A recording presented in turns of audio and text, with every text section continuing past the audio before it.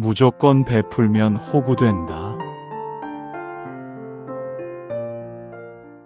호의를 베풀었는데 돌아온 것은 고마움이 아니라 무시였던 적이 있는가? 마음을 다해 도왔는데 상대는 그것을 권리처럼 당연하게 여긴 적이 있는가? 그 순간 서운함이 밀려왔을 것이다. 속으로 다짐했을지도 모른다. 다시는 똑같이 하지 않겠다고. 그러나 시간이 지나면 우리는 또다시 누군가의 부탁을 거절하지 못한다. 손 내밀어 달라는 요청 앞에서 결국 마음이 약해지고 같은 실수를 반복한다. 왜일까? 호의는 사람을 이어주는 다리가 된다. 작은 도움 하나가 인연을 깊게 하고 따뜻한 손길 하나가 오래된 벗을 붙들기도 한다. 그러나 그 다리가 일방적으로만 놓일 때 그것은 더 이상 다리가 아니다. 오히려 자신을 소모시키는 늪으로 변한다. 고마움이 사라진 자리에는 권리가 자리 잡고 감사 대신 요구가 늘어난다. 관계는 깊어지기는커녕 가벼워지고 끝내는 무너진다. 많은 이들이 이런 경험을 한다. 가까운 친구일수록 오래 알고 지낸 사이일수록 더 그렇다. 처음에는 작은 부탁으로 시작된다. 몇 번 들어주다 보면 그것이 습관이 되고 습관은 곧 당연함이 된다. 고마움은 점점 옅어지고 요구는 점점 커진다. 결국 남는 것은 피로와 서운함 뿐이다. 우리는 이런 경험 앞에서 스스로에게 묻는다. 내가 잘못한 것일까? 베풀지 말았어야 했을까? 그러나 문제는 베품 자체에 있지 않다. 문제는 분별 없는 호의다. 선한 마음도 기준 없이 흘러가면 그 의미를 잃는다. 무조건 베푸는 일은 아름다워 보이지만 끝은 자신을 소모시키는 일이 될 수 있다. 관계의 무게마저 잃게 만든다. 그렇다면 우리는 어떻게 해야 할까? 어떻게 해야 따뜻한 마음을 지키면서도 스스로를 지켜낼 수 있을까? 바로 이 지점에서 옛 성현들의 가르침이 오늘에도 울림을 준다. 우리는 살아가며 수없이 많은 부탁을 마주한다. 가까운 가족의 부탁일 수도 있고, 오랜 친구의 청일 수도 있으며, 때로는 별로 친하지 않은 이의 요청일 수도 있다. 처음에는 기꺼이 응한다. 도움을 줄 수 있다는 사실만으로도 스스로 뿌듯하고 상대가 기뻐하는 모습을 보며 보람을 느낀다. 그러나 시간이 흐르면서 그 뿌듯함은 이상하게도 무거운 짐으로 바뀐다. 상대방의 감사 인사는 점점 줄어들고 대신 이번에도 해줄 거지라는 기대가 자리 잡는다. 결국 마음 한켠에는 내가 왜 이 사람의 당연한 수발꾼이 되어야 하는가 하는 씁쓸함이 남는다. 당신은 아마 이런 상황을 경험한 적이 있을 것이다. 처음에는 선뜻 도와주었지만 어느 순간부터 상대의 태도가 달라졌다. 고마움 대신 요구가 늘어나고 배려 대신 권리가 되어버린다. 부탁을 거절하면 서운해하고 때로는 원망까지 한다. 심지어 도와주지 않은 것을 탓하는 경우도 있다. 당신은 속으로 분명 이렇게 중얼거렸을 것이다. 내가 왜 이렇게까지 해야 하지? 그러나 막상 그 자리에서는 거절하지 못하고 또다시 손을 내밀고 만다. 정약용은 목민심서에서 이렇게 말했다. 은혜를 베풀되 분별 없이 하지 말라. 그가 이 말을 남긴 배경을 따라가 보자. 벼슬살이를 하던 시절, 그는 늘 백성의 어려움을 돕고자 했다. 그러나 선한 의도가 언제나 선한 결과를 낳지는 않았다. 사사로운 인정에 휘둘려 무분별하게 은혜를 베풀면 한 사람을 돕는 대신 전체가 무너질 수 있었다. 그는 백성 모두에게 공평해야 했고, 개인적 연민이나 집착으로 인해 균형을 잃는 것이야말로 진짜 해악임을 뼈저리게 깨달았다. 이 가르침은 단순한 관리의 원칙에 그치지 않는다. 오늘을 사는 우리 삶에도 그대로 적용된다. 사람을 돕는 일에는 반드시 기준이 필요하다.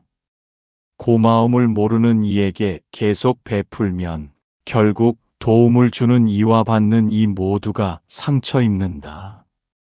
도움을 받는 쪽은 점점 더 의존하게 되고 도움을 주는 쪽은 점점 더 지쳐간다.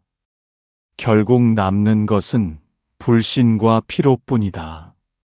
당신은 이제 깨달아야 한다. 무조건 베푸는 일은 관계를 살리는 길이 아니다. 오히려 관계를 왜곡시키고 무너뜨리는 길이 된다. 그러니 단호히 선을 그어라. 도움은 주되 그것이 상대를 바르게 세우는 일이 아니라면 멈추어야 한다. 거절은 매정함이 아니라 지혜다. 상대를 위해서라도 스스로를 위해서라도 멈출 줄 알아야 한다. 정약용의 말처럼 은혜에도 분별이 필요하다. 그것은 차가운 계산이 아니라 따뜻함을 지키기 위한 절제다. 감당할 수 없는 도움은 상대를 나태하게 만들고 감당할 수 없는 희생은 자신을 소진시킨다. 진정한 은혜는 서로가 성장하는 자리에서만 가능하다. 생각해보라. 오래된 벗도 작은 약속이 반복해서 깨지면 멀어진다. 작은 고마움조차 잃어버린 관계가 어떻게 오래 갈 수 있겠는가? 당신은 이제 무조건 베풀지 말고 옳은 때와 옳은 방식으로만 베풀어라. 그것이 관계를 살리고 자신을 지키는 길이다. 호의는 강물과 같다. 강물이 고르게 흐르면 땅을 적시고 생명을 살린다. 그러나 한쪽으로만 몰리면 늪을 만들고 결국 썩는다. 마음의 강물도 마찬가지다. 공평히 절제하며 흘러야 한다. 그래야 누군가에게는 시원한 물이 되고 자신에게도 맑은 샘으로 남는다. 한 노인이 있었다. 그는 평생 이웃과 벗을 도우며 살았다. 집안에 일이 생기면 먼저 달려가고 힘겨운 밭일이 있으면 기꺼이 손을 내밀었다. 처음에는 모두가 고마워했다. 저분 덕분에 살았다는 말이 마을에 퍼졌고 노인의 마음도 뿌듯했다.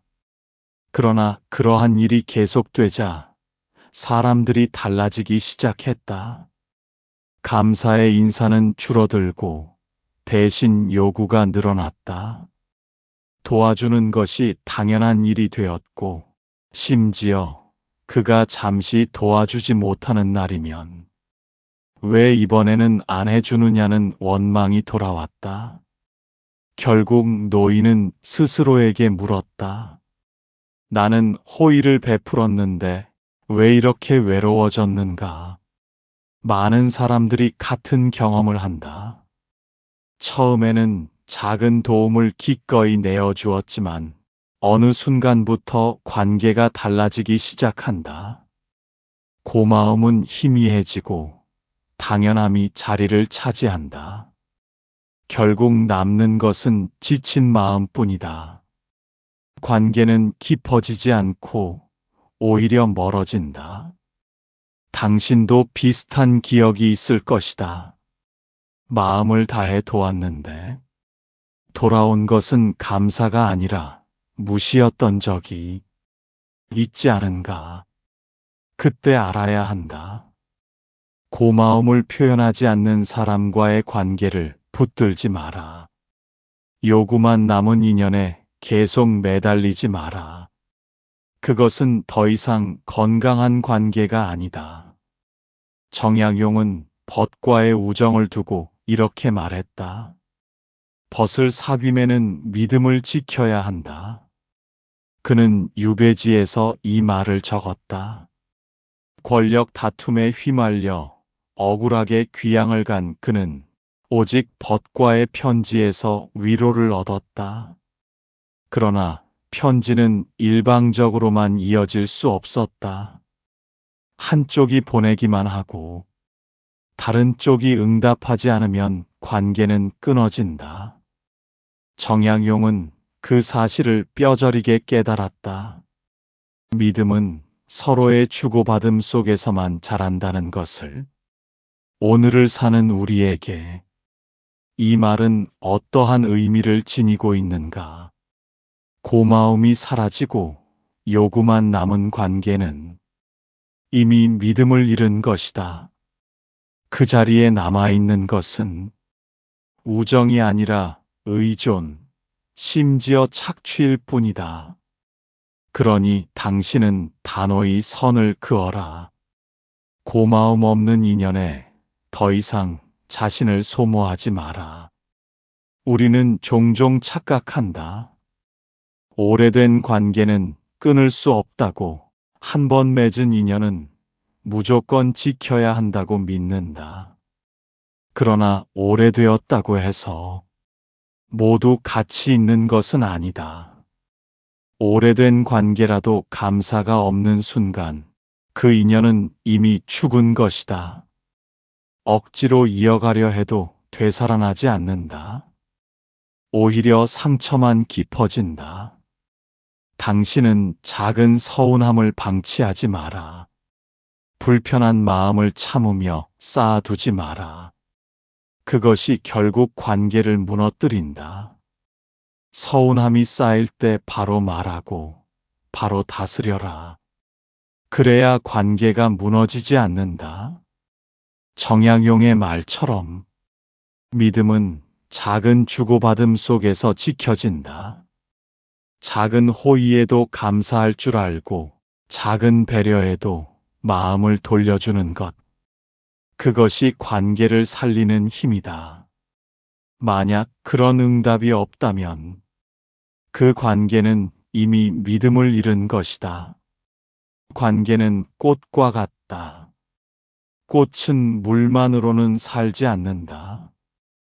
햇빛과 바람이 함께해야 오래 핀다.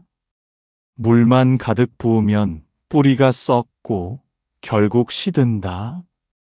우정도 그렇다. 한쪽만의 호의가 계속되면 반드시 무너진다. 당신은 이제 물만 붓는 어리석음을 멈추어라.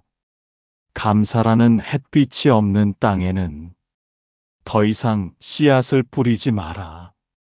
세상에 주지 않고 사는 사람은 없다. 부모는 자식에게 마음을 내어주고 벗은 벗에게 정을 나누며 이웃은 이웃을 돕는다.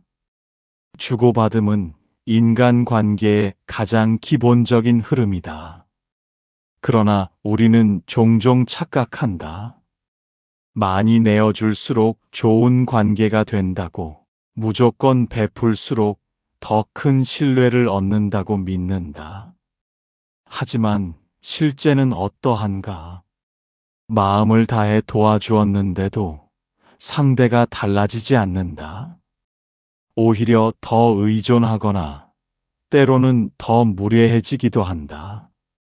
도움은 선의에서 비롯되지만 그것이 분별 없이 흘러가면 상대를 성장시키지 않는다. 오히려 나태하게 만들고 결국 스스로를 소모시킨다. 당신은 이 순간을 기억해야 한다. 무조건의 베품이 아니라 지혜로운 베품을 선택하라. 선한 의도가 올바른 결과를 낳으려면 반드시 기준이 있어야 한다. 그 기준이 바로 절제와 분별이다. 정약용은 여유당전서에서 이렇게 말했다. 덕은 작아도 쌓이면 산이 된다. 그가 말한 덕은 무분별한 희생이 아니다. 작지만 꾸준한 성실, 분별 있는 작은 도움, 감사할 줄 아는 사람에게 베푸는 정성, 그것이 쌓여 인생을 지탱하는 산이 된다. 그는 유배지에서 고립된 세월을 보내며 작은 정성과 작은 믿음이 사람을 어떻게 살리는지 절실히 보았다. 때로는 먼 길을 걸어온 벗의 짧은 편지가 혹은 가난한 이웃이 보내온 작은 선물이 그의 삶을 붙들어 주었다. 거창한 것이 아니었다. 작지만 진심 어린 것이었다. 무조건적인 희생은 상대를 망치고 자신을 지치게 한다. 그러나 작은 친절이라도 꾸준히 이어가라. 작은 정성이라도 진심으로 건네라. 그것이 오래된 관계를 붙드는 힘이다. 우리는 흔히 큰일을 해야 의미 있다고 생각한다. 그러나 삶을 돌아보면 마음에 남는 것은 늘 작은 일들이다. 손수 지어준 한 끼의 밥상, 힘들 때 건네준 짧은 위로의 말, 함께 걸어준 짧은 산책. 이런 작은 덕이 모여 산이 된다. 무조건 크게 내어주려 하지 말고 작게 꾸준히 내어주어라. 그것이 오래 남는다. 그러니 당신은 잊지 마라. 당신의 호의가 상대를 살리는가, 아니면 나태하게 만드는가? 이 질문을 늘 마음속에 두어라.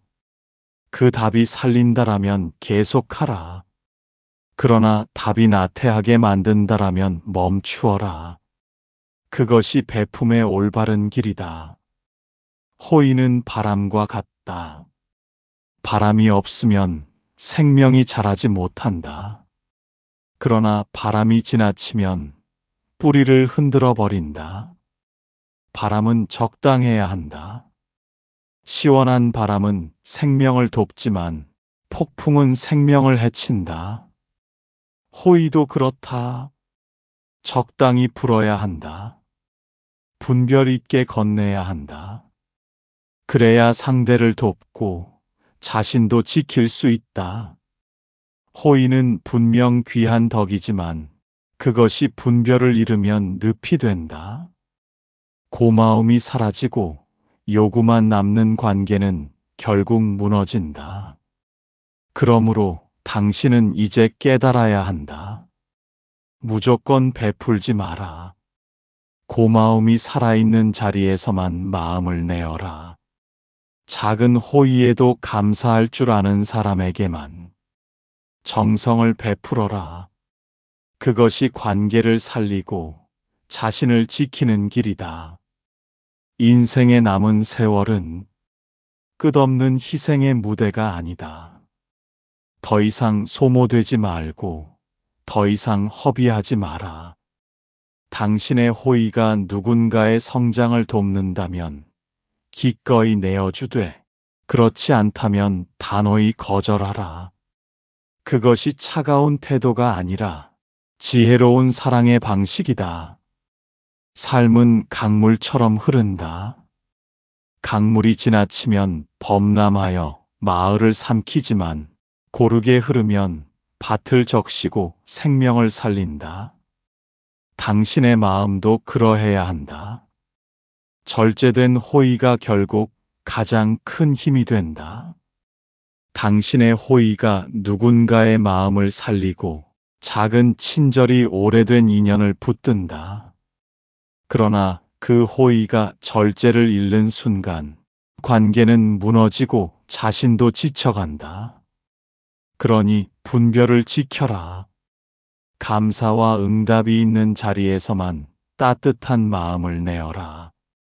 그것이 삶을 지키는 길이고 노년을 빛나게 하는 길이다.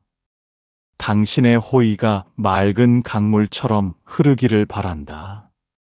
누군가를 살리고 동시에 자신을 살리는 힘이 되기를. 오늘을 사는 우리도 그의 지혜를 마음에 새겨야 할 것이다.